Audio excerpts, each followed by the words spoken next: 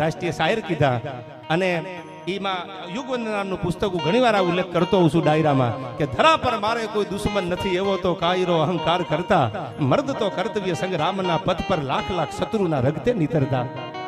મેઘાણી લખે છે ભાઈ યુગવંદન નામના પુસ્તકમાં કે ધરા પર મારે કોઈ દુશ્મન નથી એવું તો કાયરો અહંકાર કરતા મર્દ તો કર્તવ્ય સંગ્રામના પથ પર લાખ લાખ શત્રુના રગતે નીતરતા. તું રીપુહુણ હોવાની શેખી ન કર. કોઈ દુનિયાનો માણસ એમ કહેતો હોય મારો દુશ્મન નથી તો એવો પુરાવો કે એવો ઉલ્લેખ કરવાની જરૂર નથી. મેઘાણી એમ કહે છે કે જે સાચો હોય, જેને મર્દાનગીથી જીવવું હોય, જેને પોતાના નિષ્ઠાના માર્ગે હાલવું હોય એને એક નહીં 1000 દુશ્મન હોય.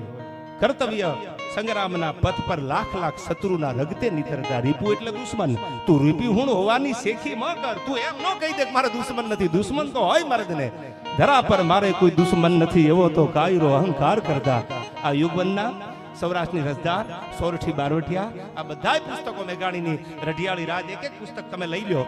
આ બધા પુસ્તકનો જન્મદાતા એ અમારી પાછળની ધરતી ચોટીલામાં જન્મો.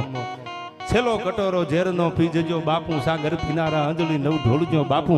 અને અખૂટ વિશ્વાસે વયું છે જીવન તમારું, ધરુતો દગલ બાજો વચ્ચે પડ્યું પનારું. આ લખવા વાળો કવિ. આમ તો આપણે બધા એક જ ધરતીના છીએ, એક જ ધરતીના છોડવા.